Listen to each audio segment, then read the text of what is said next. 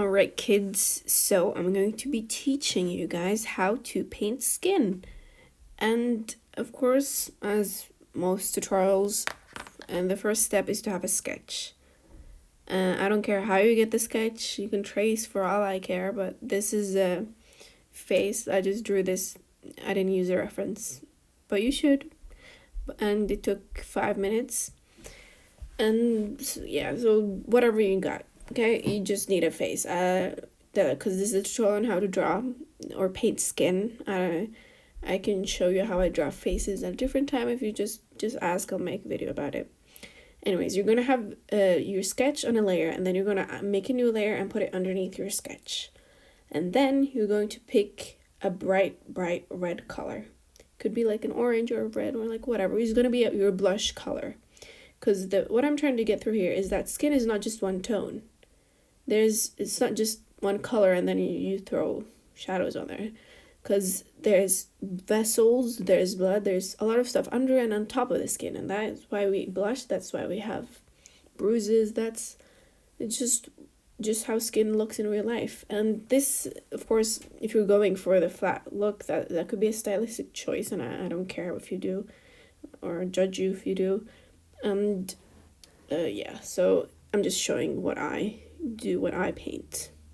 And see here, I'm adding like a red for where the blush or especially in the cheeks, there's usually a lot of blush there on the top of the ears and the tip of the nose, as well as the lips.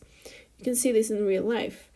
And the thing about that is that it's different within every person, and therefore you can play around with where you put the blush or where you put the shadows or whatever. So it's highly individual, and you can use this to just stylize every piece you make. Which is the great part about this, that it's very individual and nothing has to be like super perfect, because that's how art's supposed to be. And you see here I'm putting the blue where the shadows are, because I'm imagining a warmer light source, and that means that the shadows are going to be cooler. I'm not very good at like picking out where my light source is coming from and sticking to it, but yeah, this is like how I usually do it. It's based on intuition. It's not very technical. And that's why I'm putting a yellow color where the light would hit, and sort of throwing it in, mixing it with the other colors, because it's not going to be huge chunks of color in one spot usually, so you can like vary it, just mix and match. And yeah, I think it needs to be more yellow, this color. It's not very, it's looking a bit orange. Yeah, that's better. I like that better. As you can see, I'm also being very rough with it, because I'm just really focusing on just placing colors, because you shouldn't be like scared of being rough when you draw, because that's how a good painting turns out. If it has a good foundation, that's when you know that it's going to be a good drawing, and therefore you got to be a little bit rough, and that's how you later can focus on the details and make sure that it looks how you want it to look. In my opinion, at least, this is very subjective. I didn't study this, I didn't go to school for this, so this is just based on what I like, you know? So if you don't like it, go find something you like, okay? Get out of here. Next step, okay. Now you're going to make a new layer on top of both of your layers, and you're going to pick out your skin color, and then you're going to choose a rough brush, and you're going to paint all over both your sketch and your undertones or tones or whatever you want to call it. You're just going to paint like on top of it. I'm being like very light with your brush because you don't want to cover it entirely. But I mean, I guess if you want to, you could also just go like really rough and then like lower the opacity. That's also an option, and probably a lot of people would prefer that compared to what I usually do. But regardless, the point is to make sure that the bottom layer with the tones still shines through. And yeah. Oh, I forgot to make a new layer. Ugh. Okay, whatever. So So you gotta make sure that you have like a brush that's kind of rough and lets the underneath colors shine through. I'm using the Jing Sketch Basics brushes, and the main ones I always use when drawing or sketching is a sketch round and the flat square. Those are my top favorites. Great brush, I'll leave it in the description. And okay, moving on. Now you're going to duplicate your sketch, because I like to keep it in case later when I'm painting as a guide. Because a big thing about my process is that I like to merge all of my layers when painting, because it makes it feel like when you're painting in real life, or I mean, it's entirely different, but it's still like, it's kind of the building up of the paint rather than just fixing layers. That's enjoyable for me. And it gets really convenient later on, because when you're going to, if you want to clean up or erase something, you can just do it in one layer and it's way easier, in my opinion. But I still keep the sketch layer, because that I still don't lose the sketch underneath all of the paint, which, you know, the best of both worlds. Now we can actually get to some painting, and the biggest help during this process, or like your best friend, is the color pick tool. You're going to use the color pick tool and like try to catch the little colors in between the grains of the brush you used, and you can redo this as many times as you want, because you're going to get different or varying levels of color intensity based on where you color pick. And you're going to do this on top of the paint, like as easy as that. But I as I mentioned, I keep the sketch on top so that I don't get lost in the paint, and I can still like maintain or still have the what makes the face look like itself, you know. I still don't lose the actual face and all of the swoops and dupes and whatever. But I do take off that sketch layer when I'm done. It's just like training wheels until you like get the features right, you know. I always use or draw or add more highlights and more shadows than what I get just from the color picking technique, because usually, not always, sometimes I don't.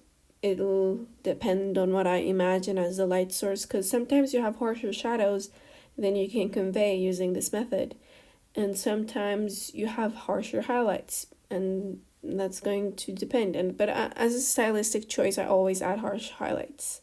You're gonna see that at the end. As for the eyes, always use like a kind of darker white or gray color.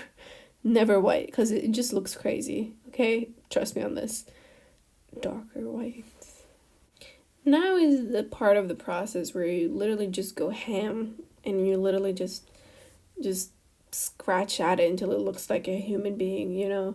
This is very intuitive. It's not very technical. As I said, it's like if you give like an elephant a paintbrush, you know, just go at it until it looks good, and just color pick, blah blah blah. Just do whatever you gotta do, you know, to reach the point. That's the part of the process that may be difficult for some people, but it's very subjective, and you know that's the point of painting. It's not supposed to be, or it could be, I guess. You couldn't just have like a simple style. As you know, I saw this tweet about using the multiply layer all the time, and that they're lucky that they can be like satisfied with just using the multiply layer when shading, because you know, personally I hate that thing. It never looks right for me. I feel like it looks good when I see tutorials with people using the multiply layer thing, but when I do it just looks, I don't know, it looks like, I don't know how to describe it. It just looks, it doesn't look real, or it looks dull. Okay, it But that's for my stylized art. I get it when you use it for stylized art. I've tried it for stylized art and I still didn't like it, but it makes sense for stylized art. And you can also incorporate it into like a realistic painting. Like, the point is, art is like impossible to give a good guide for, so we're just here helping each other out, showing each other what we got, and if you hate it, you hate it, and you make your own ideas or ways of doing things. And yeah, that's how this tutorial was born, because I didn't like the multiply stuff. Or not really, I've never really used the multiply layer. You know, my favorite highlight to do is actually the under eye highlight. Even though it makes the person look tired, I feel like it's better than the nose highlight and the eyebrow highlight. It's the best highlight, the under eye one, because it looks human.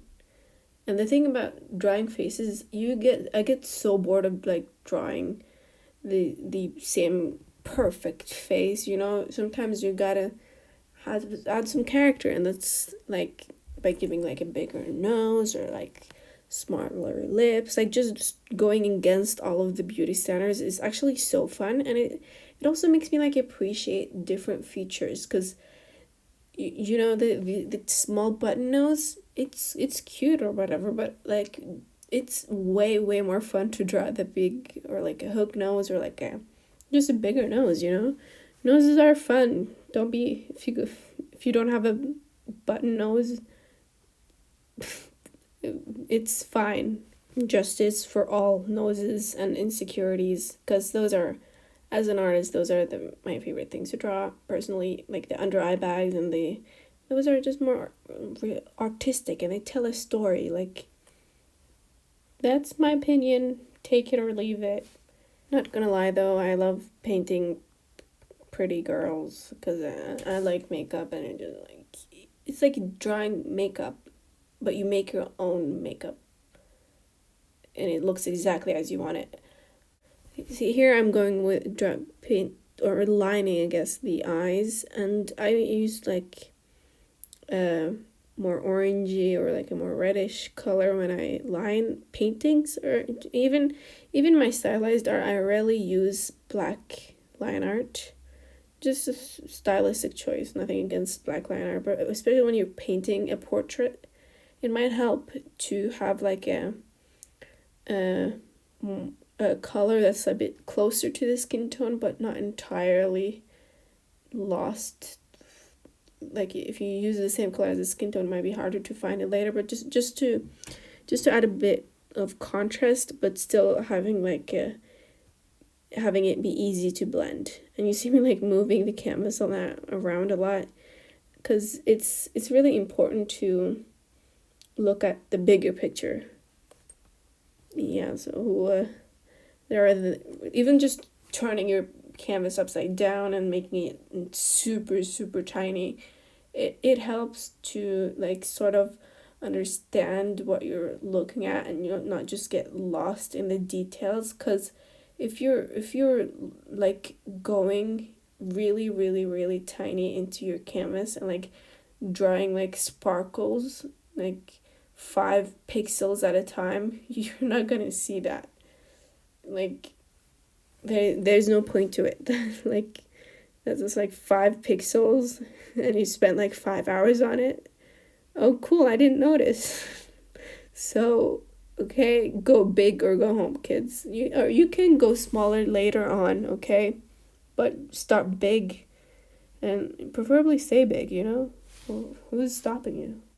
And here you see me like adding deeper shadows, because more often than not, the colors you get just from like the tones you used are not really deep enough. And now, just to like get my point across, that you can see that this looks like normal skin, right? But here you can also see where I used different tones. Here you can see the blue, and how it like, you can see the different tones that poke through the skin, but it still looks like skin. It's like magic. Isn't that crazy? And let me show you the yellow as well. Here we have some yellow tones, and there as well.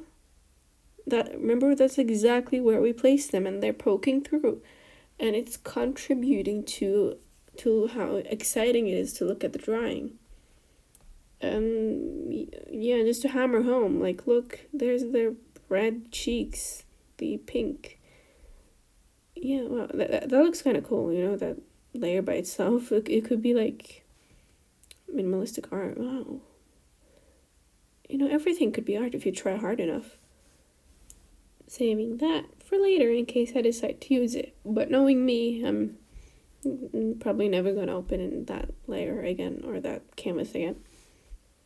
As you can most certainly see, I ended up adding a lot more blush and highlights, and like, you can go back and change these things. You don't have to like stick to the colors you placed in the first place. You can add more orange. You can like even change the tone afterwards, because it's not over until you're satisfied with it. And if you're not satisfied, the only thing you can do is to change it. And that's why I added more blush and like sort of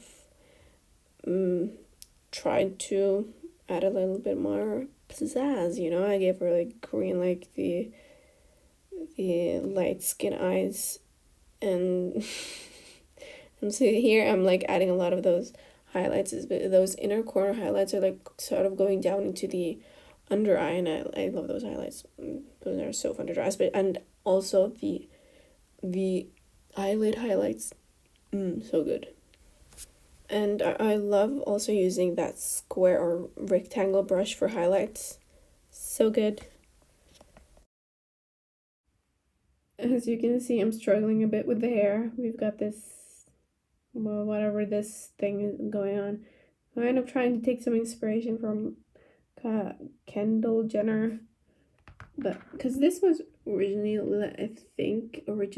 inspired by the Hadids, maybe a little bit Doja Cat, because I don't know who this character is. Like, I just made her up.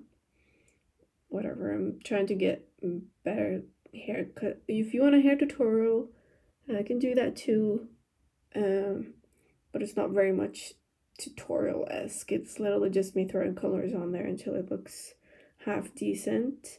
Throwing in more tones, because I love those tones. We've got some blue in there, we've got some purple going. Whatever works. Like, the thing about like being an artist or an author or whatever, how in high school or they always made us like analyze so deeply why we pick colors. But most of the time, I promise you, most of the colors I pick are just straight up because it was the first color I caught when I'm like put my hand on when I clicked the color picker, and literally just picked the first color that I picked. Literally, like, I didn't sit with it. I didn't think about it. I didn't think, oh, red symbolizes roses. No, I didn't do any of that, and I really do, because I promise you that the Mona Lisa, her eyes was not like, her faraway look was not something whoever drew her was like pondering about. Maybe, I don't know, but like, how often when you draw do you like make those deep decisions there? Like, you're thinking to yourself, yeah, kids are gonna analyze this. They're going to come to stupid conclusions, because I had no idea why I did what I did. Anyways, rant over. I had some technical difficulties, so I didn't get to record the finish. But here is the drawing, the end result. Hope you like it. Hope you like this video. Subscribe. Hello. Okay. Goodbye. Thank you.